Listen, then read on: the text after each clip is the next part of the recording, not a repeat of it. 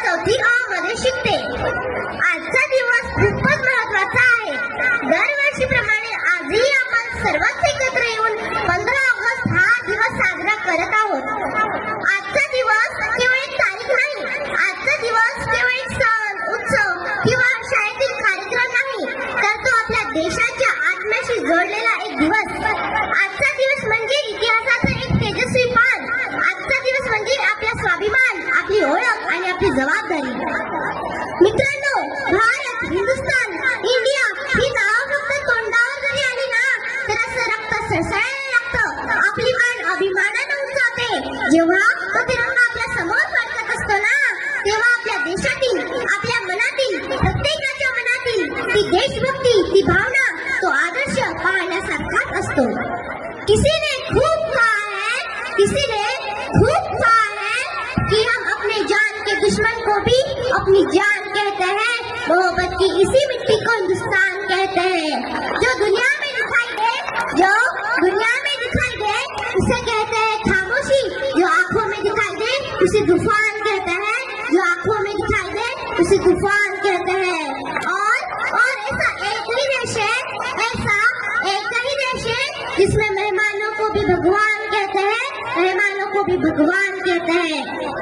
15 August 1947 हा तो दिवस होता जेव्हा आपल्या भारताने गुलामगिरीची साखळी तोडली आणि मोकळा श्वास घेतला.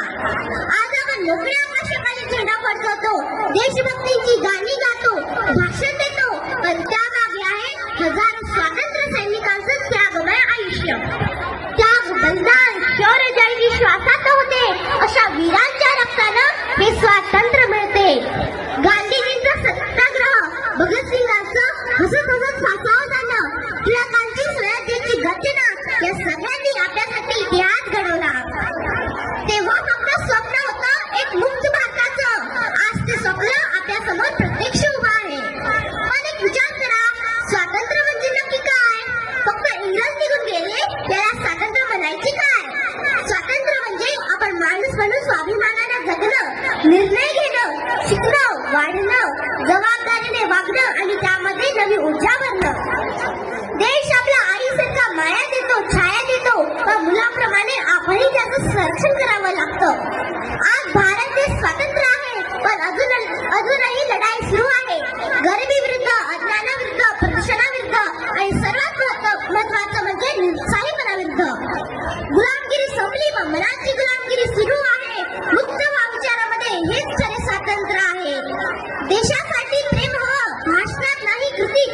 देशभक्ती हवी, फक्त 15 ऑगस्टला नाही, रोजच्या श्वासात. आपण शिक्षण घेतोय, ही सुद्धा देशसेवाच आहे. कारण शिकलेली पिढीच देशाचं योग्य नेतृत्व करू शकते. भारताने आरोग्यात, तंत्रज्ञानात, विज्ञानात, शेतीत, शिक्षणात मोठी प्रगती केली आहे. आज आपल्याकडे अणुशक्ती आहे, उपग्रह आहे, तरुणांची शक्ती आहे, पण अजूनही अनेक ठिकाणी गरिबी आहे, वंचितपणा आहे, मुलींच्या शिक्षणासाठी संघर्ष आहे. देश माझा महान आहे हे म्हणणं पुरेसा नाही. देशासाठी काही करतो का, हाच खरा प्रश्न आहे. कोण म्हणतं की मी एकटा बदल करू शकत नाही? स्वामी विवेकानंद म्हणाले होते, तुम्ही स्वतः बदला, जग आपोआपच बदलेल. म्हणूनच आजच्या दिवशी मी आणि तुम्ही आपण ठरवलं पाहिजे की आपण बदल घडवणारच. स्वातंत्र्य दिनाच्या दिवशी फक्त भाषणं झाली, झेंडावंदन झालं, गाणी झाली आणि सगळं विसरून गेलो, असं होऊ नये. आपण रोजचा दिवस एक छोटा स्वातंत्र्य दिन मानावा. जर कोणी झाड तोडत असेल तर त्याला थांबावं. जर कोणी जातीपातीवर वागत असेल तर त्याला समज देणं, ही सुद्धा देशसेवाच आहे.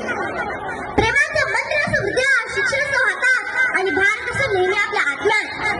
आपल्या महान देशात राम, कृष्ण, बुद्ध, महावीर, छत्रपती शिवाजी महाराज, डॉक्टर बाबासाहेब आंबेडकर, सरदार पटेल, इंदिरा गांधी, अब्दुल कलाम यासारखी अनमोल रत्न जन्माला आले.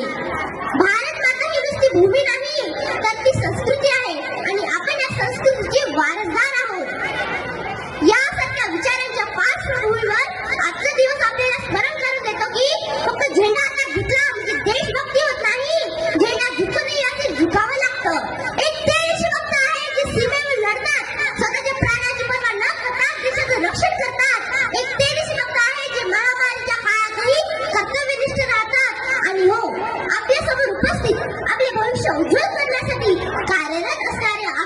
हे देशभक्त आहेत. शहिदांच्या रक्तानं फुललेलं हे स्वातंत्र्याचं रोप, त्याची फळं जर गोड आली असतील तर ते झाड जपावंच लागतं. चला तर मग आज आपण आपल्या हृदयात देशभक्तीची ज्योत पेटवूया.